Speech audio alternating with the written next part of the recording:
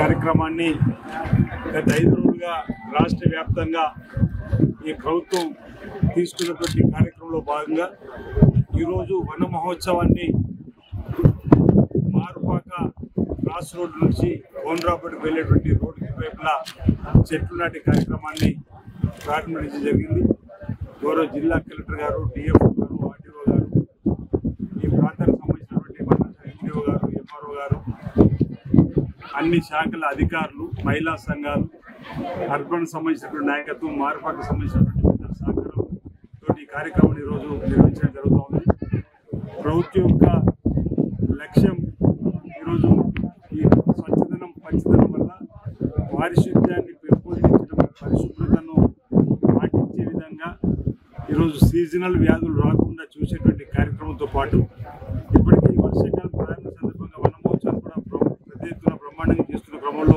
ఒకరోజు మళ్ళీ చెట్లు నాటే కార్యక్రమాన్ని అంతరించిపోతున్నటువంటి అడవుల వైపు చెట్లు నరికివేత కార్యక్రమం వల్ల ఆక్సిజన్ సరైనటువంటి సందర్భంలో అందడం లేదని చెప్పినటువంటి ఆలోచనతోటి చెట్లను గ్రీనరీని పెంపొందించాలని చెప్పి ప్రభుత్వం చేస్తున్నటువంటి ఆలోచన భాగంగా ఈ కార్యక్రమాన్ని చేయడం జరుగుతూ ఉంది. ప్రజలందరూ కూడా చెట్లను సంరక్షించాలి. ప్రజలందరూ కూడా సామాజిక స్పృహతో ఒక బాధ్యతగా చెట్లను కూడా విరివిగా పెంచేటువంటి కార్యక్రమాన్ని మరి తీసుకోవాలని చెప్పని ప్రజలు కూడా మా వైపు నుంచి విజ్ఞప్తి చేస్తూ పట్టణాల్లో కానీ గ్రామీణ ప్రాంతాల్లో కానీ ఓవైపు విద్యుత్ వైర్లు పోతున్నటువంటి ప్రాంతంలో పూల చెట్లను ఎక్కువగా పెంచేటువంటి కార్యక్రమం తీసుకున్నట్టయితే ఆ కాలనీలలో పచ్చదనం కనిపించే అవకాశం ఉంటుంది. దాంతో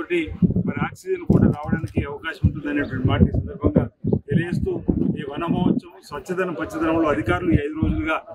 రాజన్న సిరిసిల్ల జిల్లాలో జిల్లా కలెక్టర్ గారి నాయకత్వంలో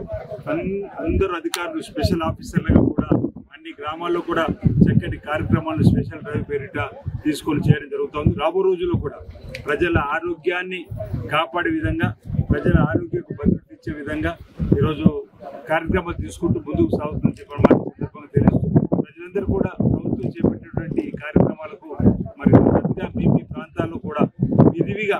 చెట్లు నాటే కార్యక్రమంలో, ఆ చెట్లను సంరక్షించే కార్యక్రమంలో, ఆ చెట్లను పెంపొందించే కార్యక్రమంలో మీ భాగస్వామ్యాన్ని అందివ్వాలని చెప్పి ప్రజలకు ఈ సందర్భంగా పిలుపునిస్తా ఉంటాం.